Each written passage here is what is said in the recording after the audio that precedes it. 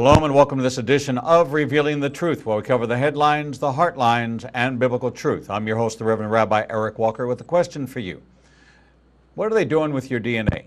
You know, that DNA swab you sent off to 23andMe or some other company that gave you a little sample kit to find out what your lineage was. And you didn't really give it a second thought. As a matter of fact, you were pretty excited about finding out who you were.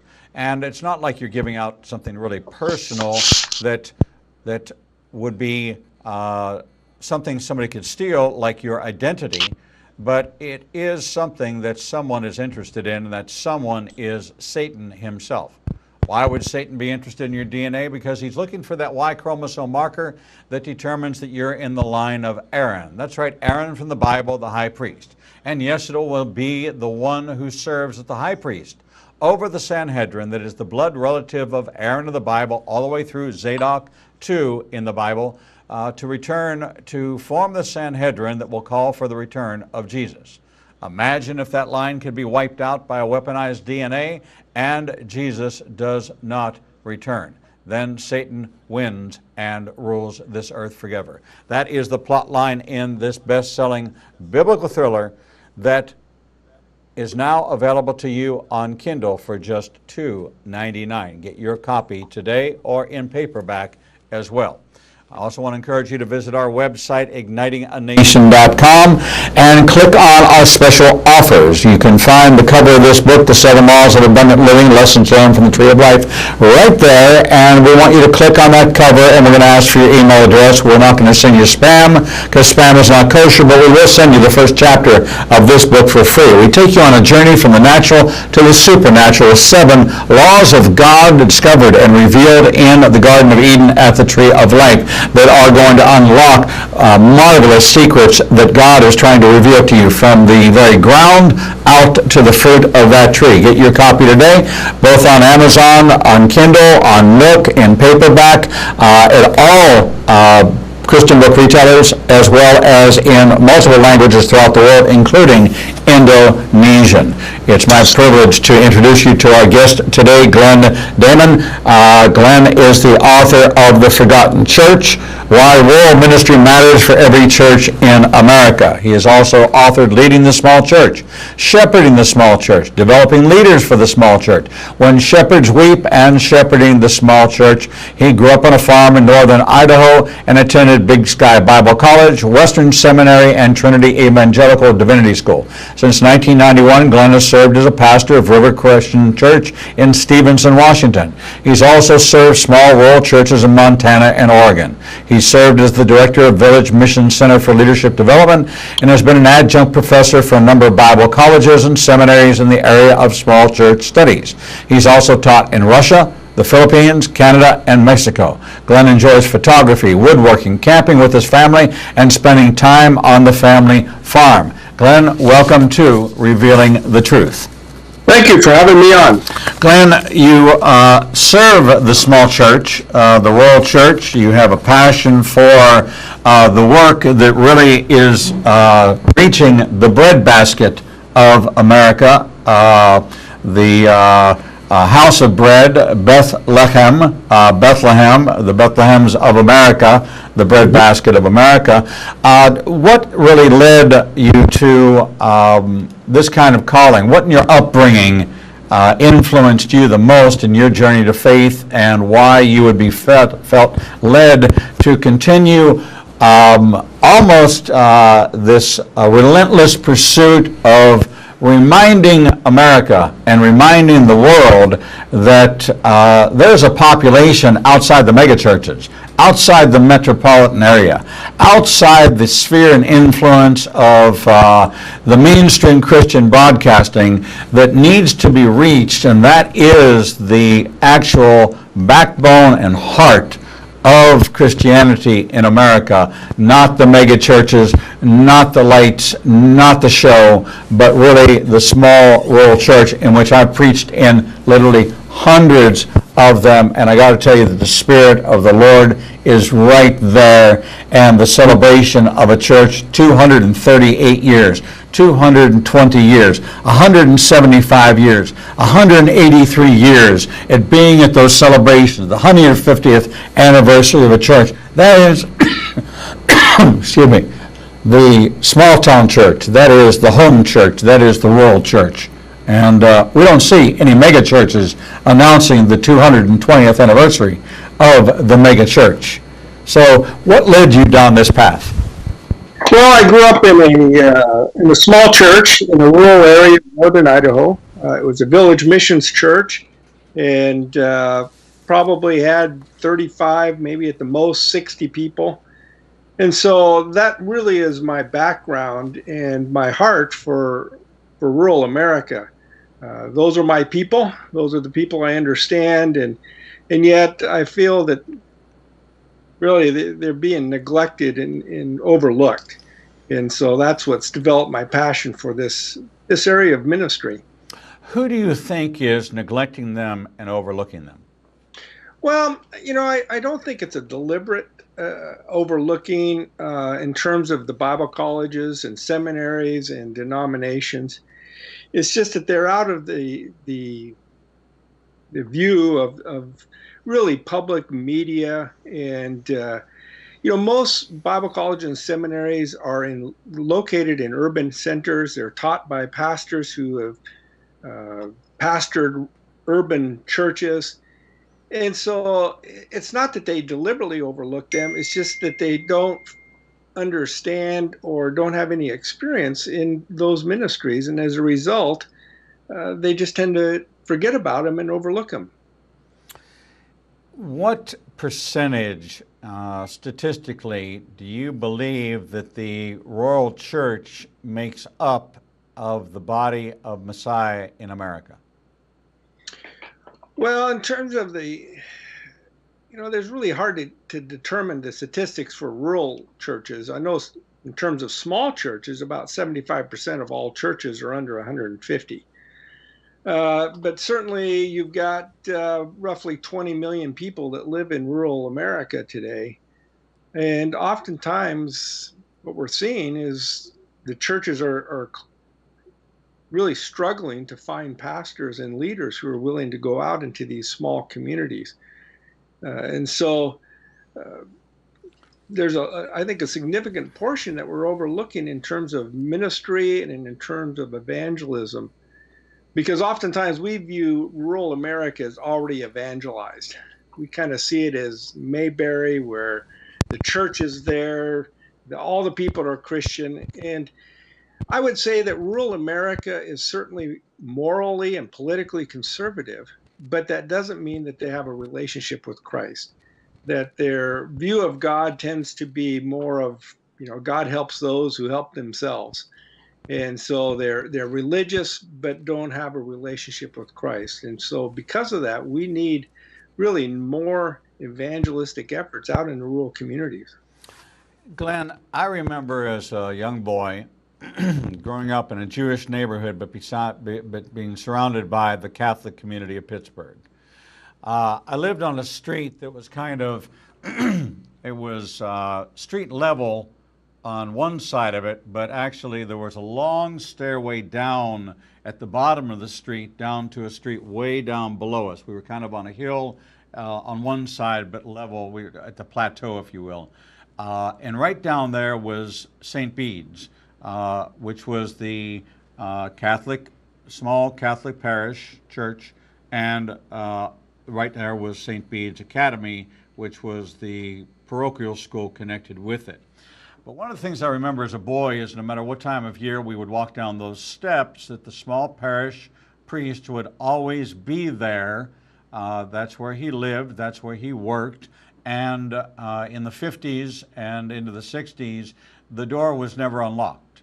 The door was never locked. It was always open, and it didn't matter what time you opened it. Even as renegade kids, if we tried to sneak onto the property after curfew and knock on the door and run away, the parish priest would be up. If it was as we got to be teenagers and curfews slipped out even higher, and we still would happen to go by there, we would see the light was always on, the door was always unlocked, and he was always available, and it didn't really matter. And eventually you came to know that this church was open all the time. It didn't have any meaning to me as a Jewish kid or to my Jewish friend that lived in the Jewish street above that Catholic institution, but yet we knew it was open all the time. They didn't lock their doors. The advent of locking doors is somewhat of you and I have seen that evolve in our lifetime, but you know, I grew up in a home where we didn't really have locked doors. You didn't really have to lock the doors of your car. You weren't that concerned about car theft, and you weren't concerned about breaking and entering. It really became more in the 60s that became kind of more of a problem. But in the 50s, it just wasn't, the 50s and 60s, you let your kids go out and play in the street. They'd get on their bicycles, and the only message was when the street lights come on, that's when you're signaled to come home. So the longer days of the year, you were out later, but your parents had no idea where you were. Right. You didn't have cell phones. You didn't have GPS. They had no clue what part of town you might be terrorizing, but they just knew that they trusted that the boundaries were that when the street lights go on, you're supposed to be headed home, and that was the signal. That was the the Batman, the big Batman, the big bat in the sky. So as far back as the early 60s, the presence even in a metropolitan city like Pittsburgh, and I lived in the suburbs of Pittsburgh, not downtown, wasn't rural, it was an urban area, but still the doors were unlocked and the parish was small and intimate, and there was a relationship in the community. Everybody knew Father so-and-so and Father so-and-so and Father so-and-so, so that became personal. When did we start to drift? Because there seems to be a sociological or demographic drift that can be pinpointed to a series of events leading up to an abandonment almost of the rural church into this urbanized world. Well, I think it goes all the way back to the Industrial Revolution. That's when we saw a vast shift going to the urban centers, but not only a shift in the urban centers, but a shift in really our definition of success, in our definition of how we define success even in the church. So that once that happened, we started defining success by growth, by numbers, by power, by influence. And really that's where it started. And so now we see, I think, again, with the church growth movement, again in the 60s and 70s, that again, there was a shifting of definition, that success now is measured by how big your church is, how much it's growing. And what we fail to recognize, first of all, in rural areas, that's not going to be an adequate definition. Because rural communities, you may have a community of 100 people, like the town I grew up near had 100 people, and yet we had 50, 60 at the church on Sunday. So how do you attain large growth in a town of 100? And then I think also we've lost the importance of presence. That if we're going to reach people with the gospel of Christ, we need the church present, not just on a video screen up front, but we need to be present with people. And that's really, I think, the heart of rural ministry, is not just being in an office and relating to people from the pulpit. It's being with the people and being present in the community so that they see the gospel lived out in our community through us. And that's really the basis, I think, of effective ministry in rural communities. Is there a divide along denominational lines that seems to not focus on the urban populations? Well, my experience is I just think that rural communities as a whole, it just becomes overlooked. Unless the denomination is predominantly rural, the focus is going to be on the urban areas. Because again, they're looking for growth, they're looking for numbers. A lot of times it's also driven from a denominational standpoint of just finances, which church supports the denomination. We also see it because in the denominations, who is represented in the annual meetings, in the conferences? It's going to be the urban areas, and the rural areas are underrepresented because simply it's economics. They can't afford to go to the regional or especially national conferences, and so they're not involved in any of the discussions on a denominational level, and so they just tend to be overlooked. Glenn, I will. I came out of Atlanta from I was never in the church. I was always in the synagogue, but I came to faith in a Messianic synagogue. So my Jewish education as a child and through my adult years, the Hebrew scriptures were a part of my life. The Hebrew prayers were a part of my life. Coming to faith in a Messianic synagogue continued me down a path of advanced education in Jewish studies, Messianic Jewish believers, how to minister to the Romans 1:16, for I'm not ashamed of the gospel, for it's a power of God for salvation for all who believe, to the Jew first and then to the Greek. And I became more of a Pauline kind of call to the church, although I planted what became a mega congregation in Messianic Judaism, which was 750 families, about 2,200 a week passing through the doors. But when I stepped down in 2013, had you had come to me and said, after I had been kind of, had my fill of the urban community, both in Atlanta and maybe a little bit here, had you come to me with a proposition of packing up and moving to a small, more intimate setting, where I could actually walk down the street, I could walk to the store, I would have a comfortable parsonage, nothing luxurious, my needs would be met, and I could finish up my days being loved, appreciated, birthing babies, marrying, funerals, having kind of an idyllic little countryside life. Had I been approached that way, I might have just jumped at that opportunity,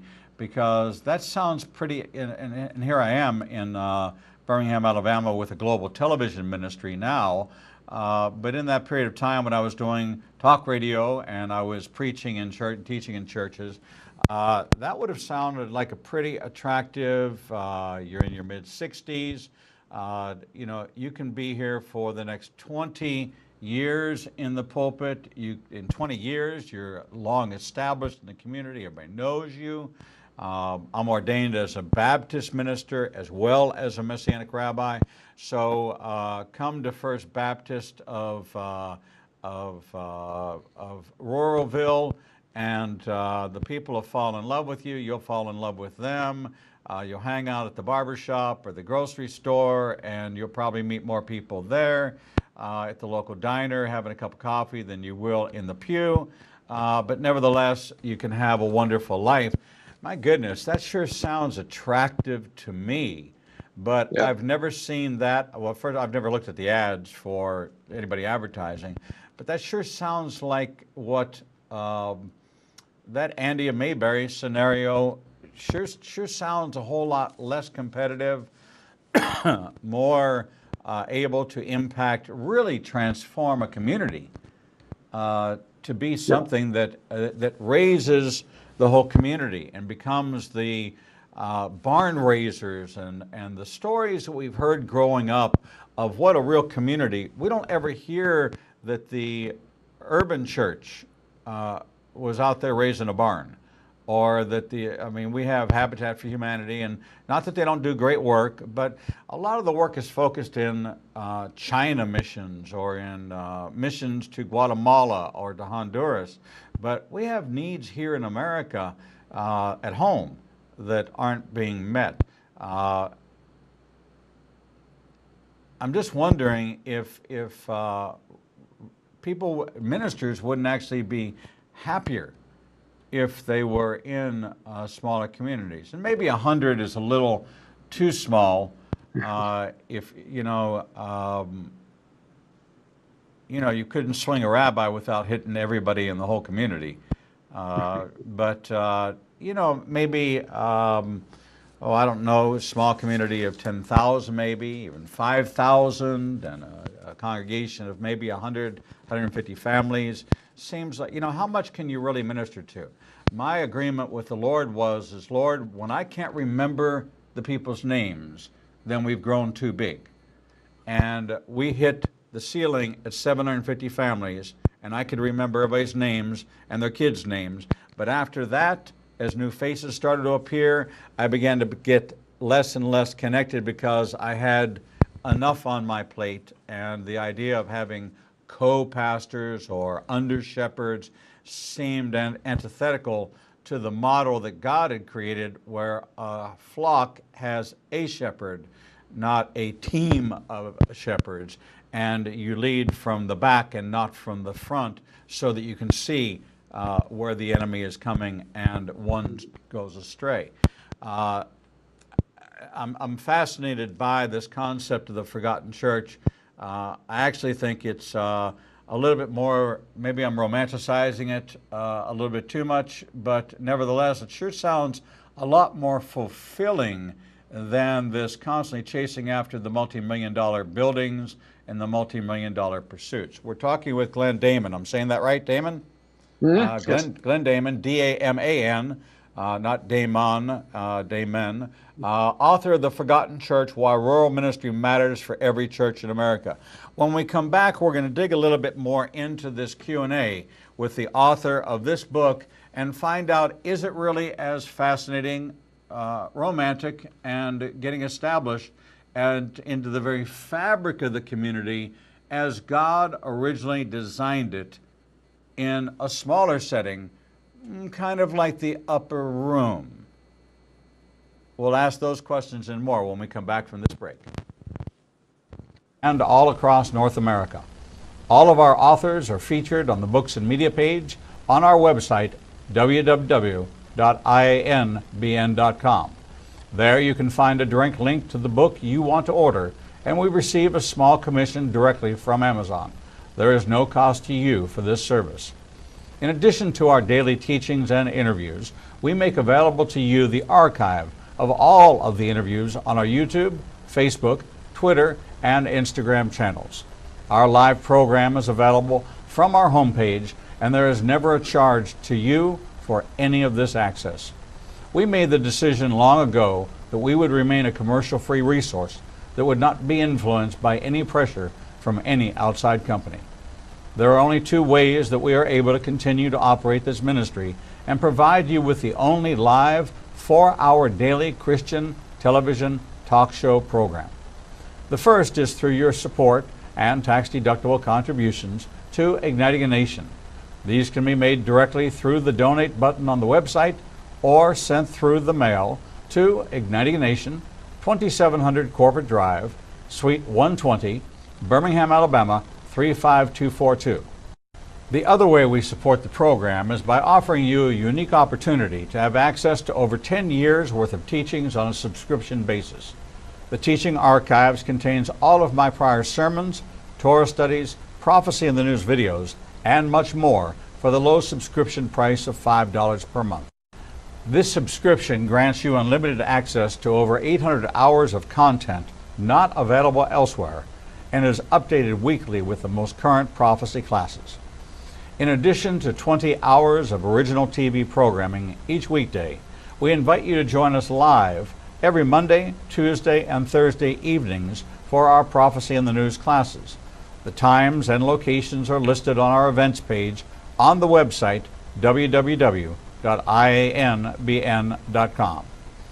Every day, you and I are faced with the challenge of where we will go to hear the truth. We are committed to bring you the only program of its kind that covers the headlines, the heartlines, and biblical truth. We cannot do this without your support. Since we launched on January 5th, 2017, we have aired over 300 individual teachings, interviews, and commentaries not available anywhere else. We are now working side by side with almost every major Christian publishing house to bring you the most in-depth feature interviews possible. Our one-hour features address every subject that affects the believer's life. We are hearing of salvations from the Middle East, Africa, and all across the United States. Lives are being changed every day, and we have only just begun. Our mission is to become your trusted resource and grant you access to the people, tools, and information you need to grow in your relationship with the Lord. You can help us by liking us on social media and through your financial support. We know you have many choices in who you support, but we are prayerfully asking you to consider helping us keep revealing the truth, true to our calling, to cover the headlines, the heartlines, and biblical truth like no other program available. Donate today and help us bring the message to the four corners of the earth. Visit www.ianbn.com and donate, buy a book, or subscribe to our teaching archives. Without you, we do not exist.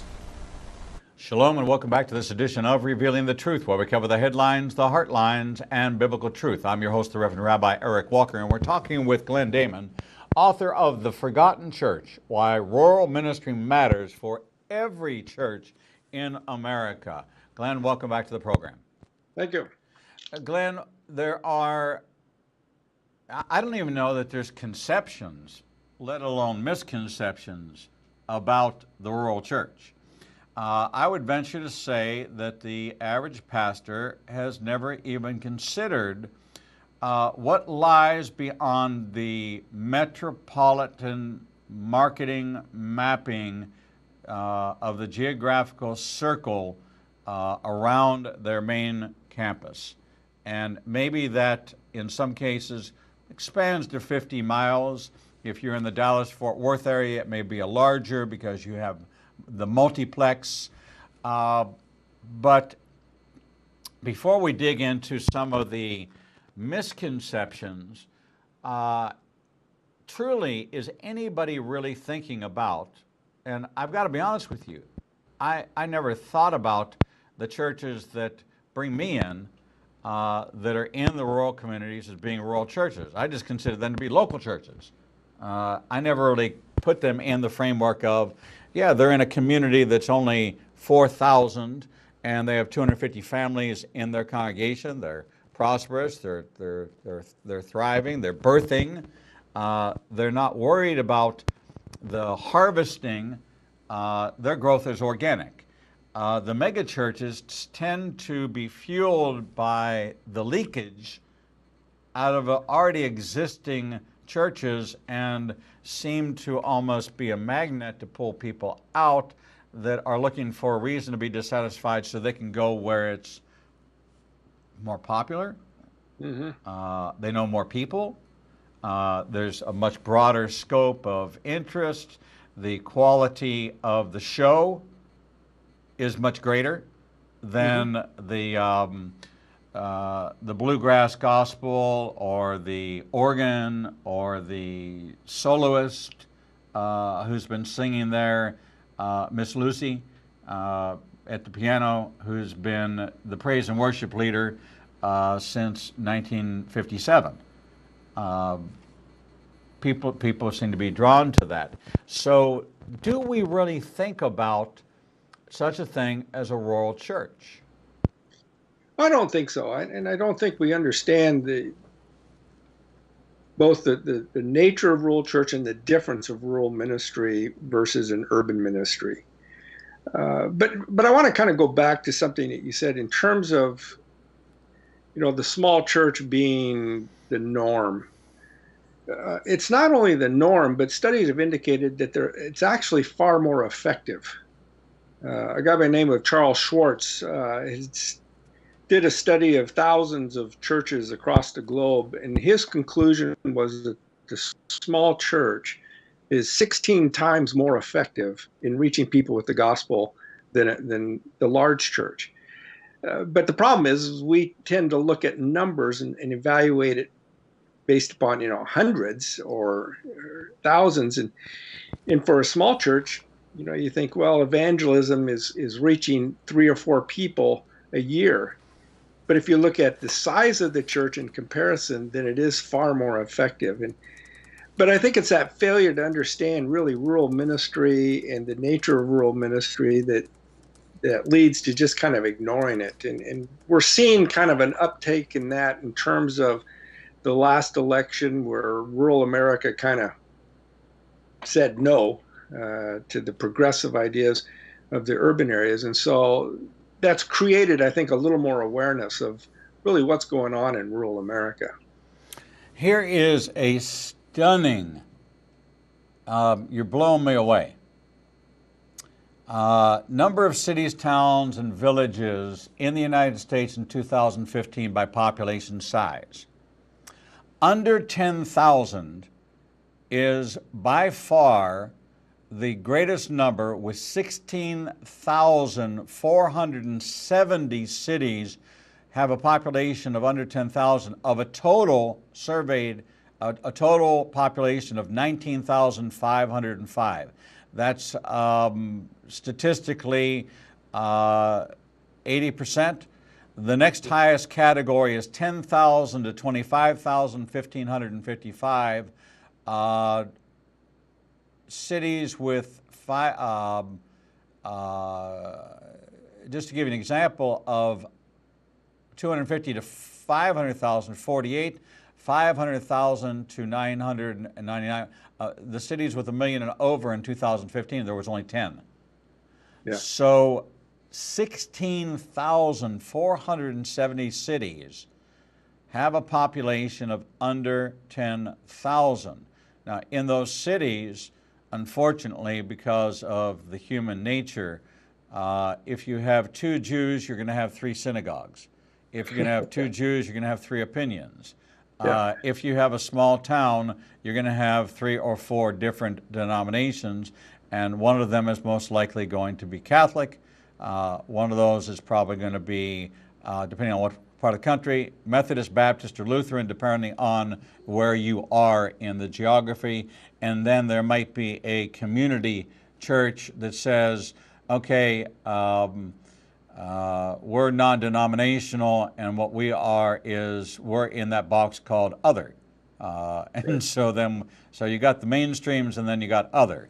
But this is staggering to me. I've never looked at this demographic before. So statistically, I'm going to run the numbers while I have you live on the air, so people can discover this for themselves right here live on Revealing the Truth. 84.4% of all cities in America have a population of under 10,000 people. Glenn, that's staggering. Yeah, and if you look at, we look at rural America as a bunch of isolated small little towns. But if you were to take all of rural America and form a new nation, the population would be about the same as the size of France. So you're talking about a significant size of a nation. So we're not talking about, just 100 people. We're talking about a significant part of our population that exists in rural America. And yet the focus is on urban ministries, and we're neglecting rural areas. There's rural churches right now. I'm a part of an organization called Village Missions, which targets rural ministry, and its tagline, if you would, is revitalizing and keeping the country church alive. The problem that Village Mission has is not with requests to provide leadership in rural churches. The problem is they can't get enough pastors willing to go, and there are countless rural churches across this country that are lacking leadership simply because people just don't consider rural ministry. They weren't presented with it in the seminaries, and they just don't see it as an option. They may see it as an option either to go and retire, or either go and start and get a little bit of experience and then move on to an urban center. But But there really is a crisis, I think, of leadership in rural churches today because there's a lack of leadership, a lack of pastors willing to go. And that's going to really create, I believe, a crisis of the gospel. So, Glenn, this crisis that we're facing here, let's take a look and make a pitch. Make a pitch to our audience that has a child in seminary or themselves have thought about seminary or thought about ministry.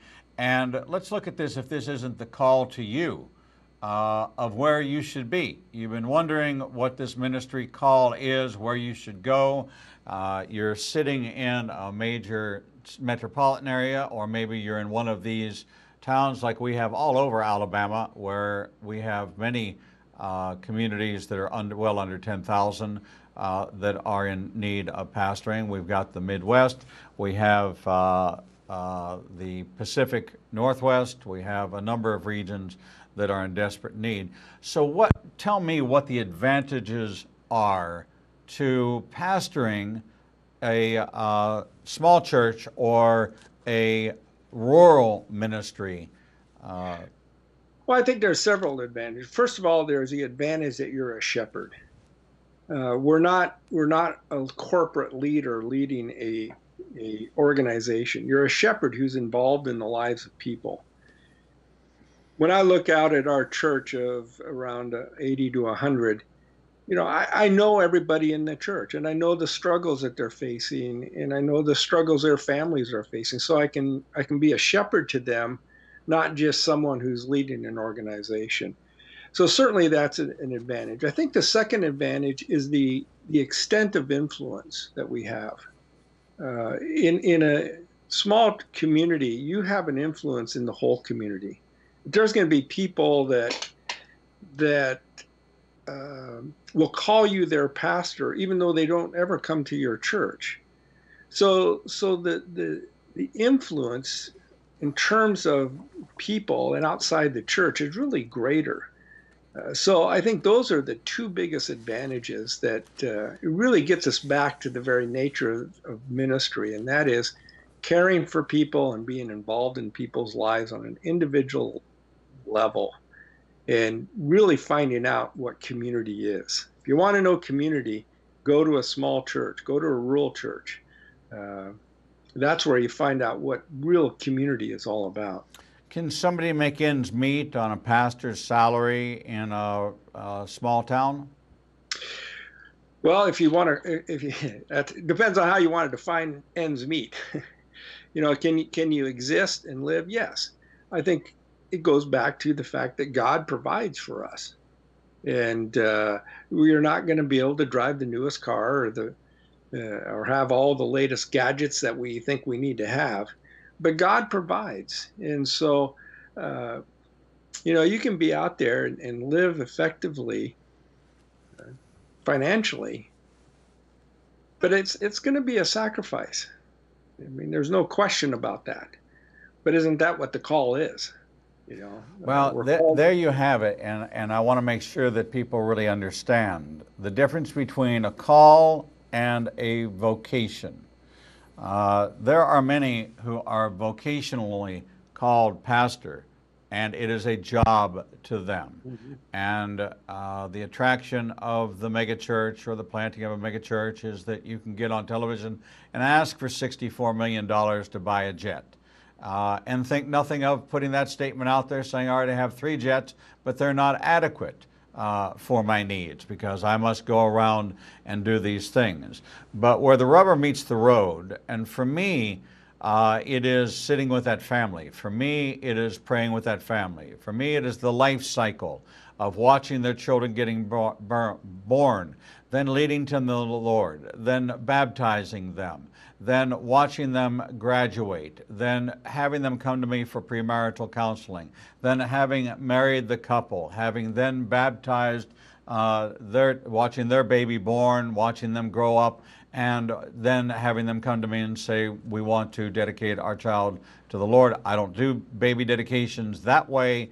like the church does, but I will do a baby dedication, of course, and then watch that child prosper. And it might even be the one at Vacation Bible to lead them to the Lord and then to immerse them and start the whole cycle again. This is what rural ministry is like in spades. It's what it is all the time, dealing with the needs of the people.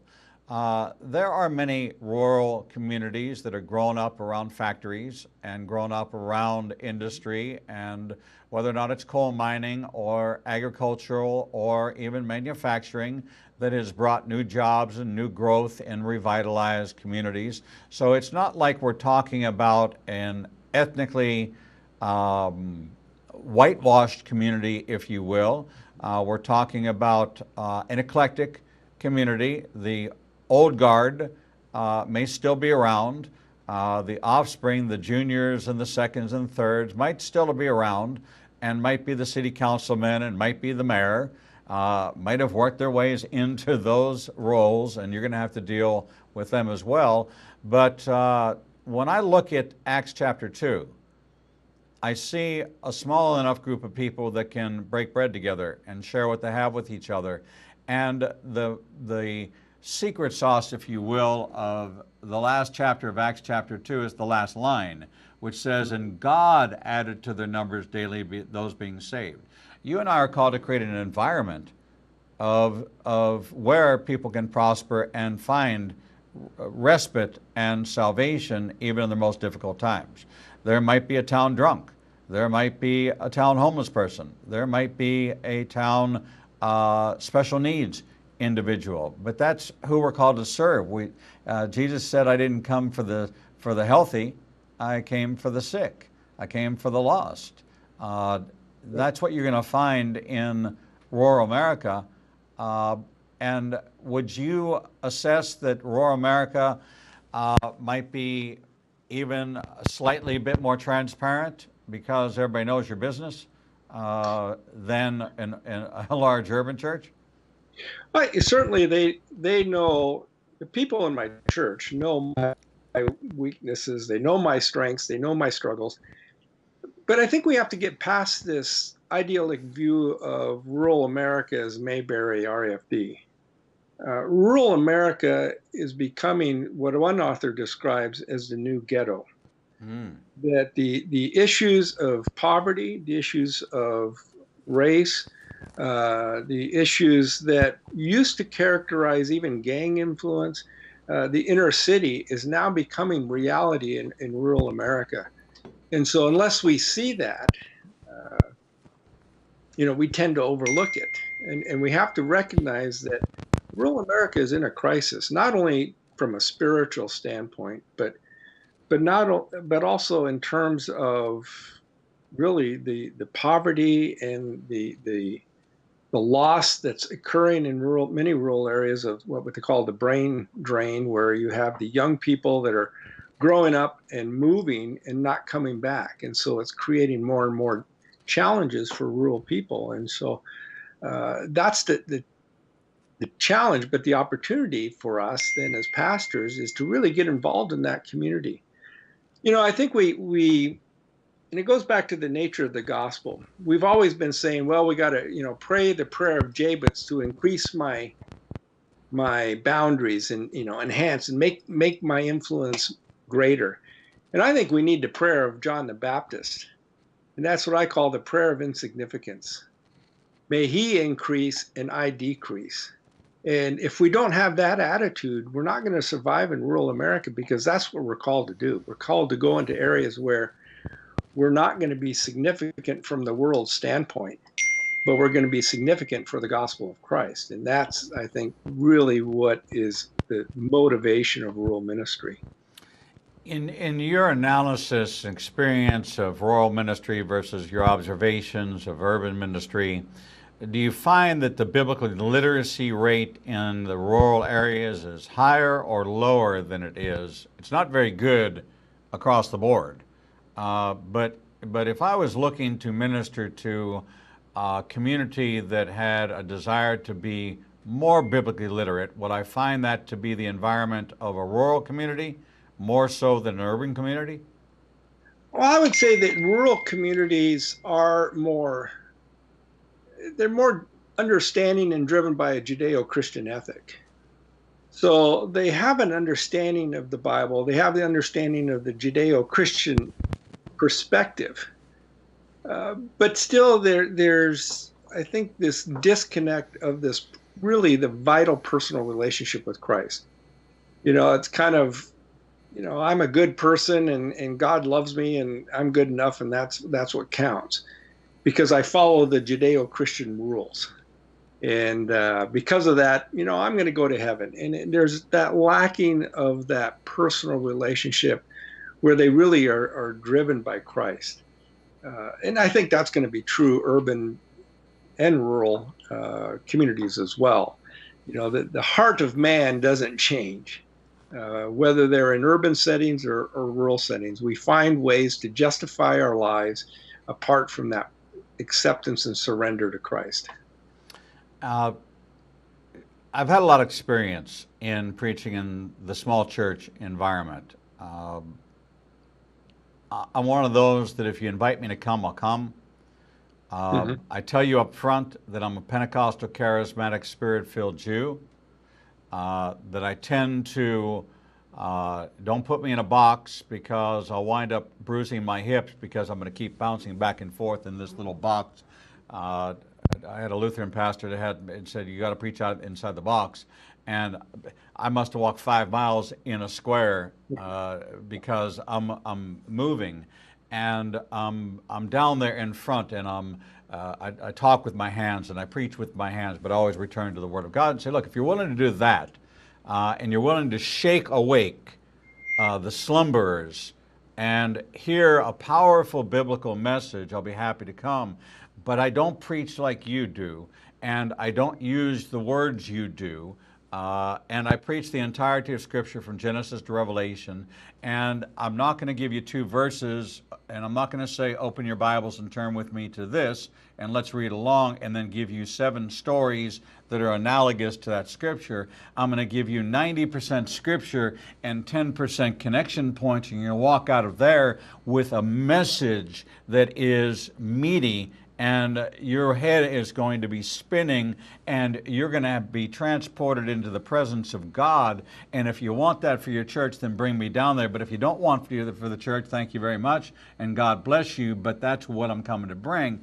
And we have had altar calls and we've had healings and we've had salvations and we've had cancer healed, we've had hepatitis C healed, we've had all kinds of supernatural occurrences in the smaller church, much more so than I've had in the stage with the 10,000 and being broadcast to 8 or 9 campuses.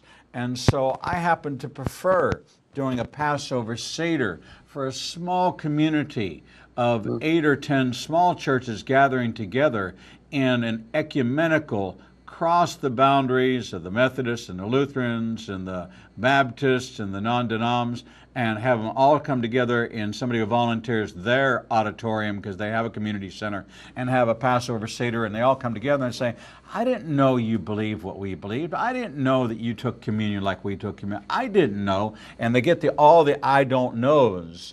And to me, it's stunning, and I actually love it. I find them to be more authentic, more awestruck when the Word is really presented to them in a palpable, applicable, relating to their circumstance of their aging parents or their son, the prodigal son.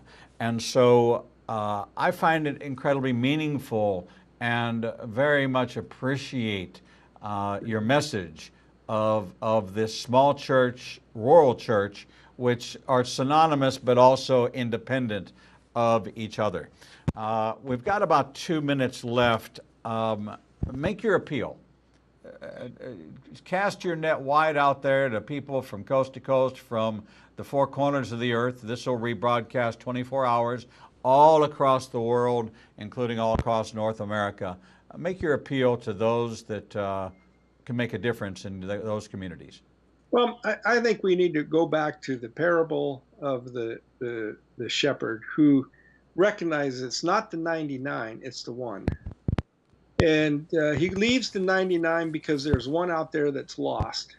And I think we have to regain that in our gospel, that the gospel is not called to masses, it's called to individuals.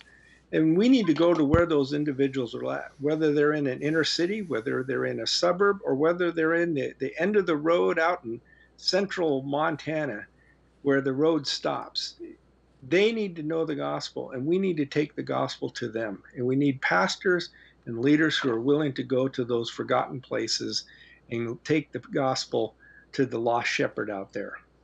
Well, I completely concur. I agree with you, and you have the Igniting a Nation, our ministry, just completely saying to you, I agree with you, and I love preaching in small churches. I love getting to know and shaking the hands of everybody in the church and sticking around and breaking bread with everybody in the church and finding that community, which is much more like what it was for us at the time of Jesus in our Jewish communities, which were not large mega synagogues. As a matter of fact, there had to be a synagogue every couple of miles because you had to be a Sabbath day walk from the local congregation. So it was 35, 40, 50 people maximum serving these little communities because we were, at the time of Jesus, we were under the Mosaic law, and under that you can't walk more than a Sabbath day walk to your local congregation. They forget the model given to us in the Bible, and this is that model, and we strongly encourage you to read. If you have a calling, and you're looking for where you belong, maybe this is your wake-up call. Maybe you hear your bell ringing. We heard a couple of dings a couple of times during our interview, and what that was the Lord saying, I'm ringing your bell.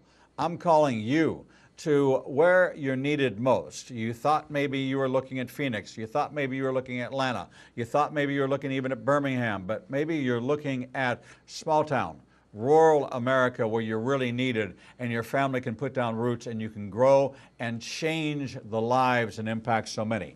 You can learn all about this in the new book by Glenn Daman, The Forgotten Church, Why Rural Ministry Matters for Every Church in America, by our good friends at Moody Publishers. Glenn Daman, thank you so much for sharing this powerful and transformative message to our audience. Thank you for having me. God bless you, my friend. Okay, And thank you. that brings an end to our live broadcast day, but that doesn't mean we go off the air. We broadcast 24 hours a day, 7 days a week, right here on the Igniting a Nation Broadcasting Network. You can find us at ianbn.com or ignitinganation.com and watch all of our programming right there from the live viewing portal right there. You can find us on Facebook, Twitter, Instagram, YouTube, and LinkedIn. And until we see you next week, back here Monday morning, bright and early in the studio for our live program at 9 o'clock a.m. Central Standard Time, we bid you shalom, and as it is the Sabbath, we bid you Shabbat Shalom.